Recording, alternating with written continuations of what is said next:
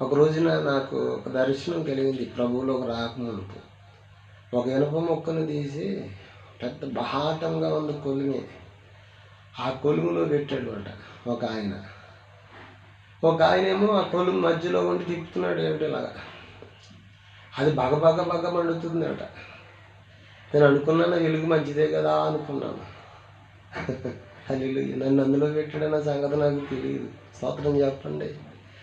నిజమే కదా, ఆ కొలిమి ఆయన అందులో పెట్టాడని నాకు సంగతి తెలియదు. ఇప్పుడు ఈ రోజున నేను సువర్ణముగా మార్చబడ్డానంటాను. నేను ఇప్పటికీ నాకు కలుగు శ్రమలు, అది ఇంట్లో లేదా బయట, సన్నిధికి వచ్చే విశ్వాసులు ఒకళ్ళు వస్తారు ఒకళ్ళు రారన్నట్టు, లేదా మరి సంఘానికి వెళ్తారన్నట్టు కొనుక్కునే విధాలుగా అనేకమైన శోధనలు. నిజమే కదా, పరీక్ష నశించిపోవు సువర్ణం అంటే అగ్ని చేత పరీక్షించబడినట్లు దేవుడు testing. 10th class, inter, degree చదివే వారికి ఏముంటుంది, పరీక్ష అంటే ఎగ్జామ్ పరీక్ష రాస్తారు కదా.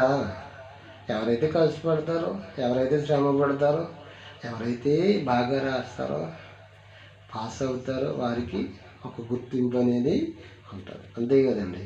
నువ్వు ప్రభువులో కూడా నీ కలుగు శ్రమలను బట్టి నువ్వు నిలిచి ఉంటేనే నీకు ఒక గుర్తింపు అనేది ఉంటుంది అన్నమాట.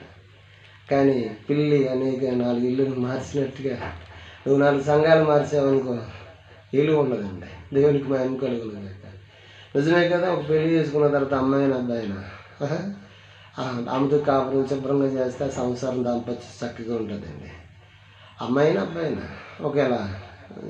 పెళ్ళైన తర్వాత నిలకడ లేదనుకోండి అబ్బాయికి, లేదా నిలకడ లేదనుకో అమ్మాయికి, ఆ కుటుంబం ఎలా ఉంటుంది, 4 తెన్నులుగా ఉంటుంది అన్నమాట. విశ్వాస జీవితంలో కూడా ప్రభువులోకి వచ్చిన తర్వాత నీవు నిలకడగా స్థిరంగాను ప్రభువులో లేని నీ జీవితం కూడా, నీ పరిస్థితులు కూడా 4 తెన్నులుగా ఉంటాయన్నమాట. పరిశుద్ధాత్మ దేవుడు ఊరకనే ఉండదండి.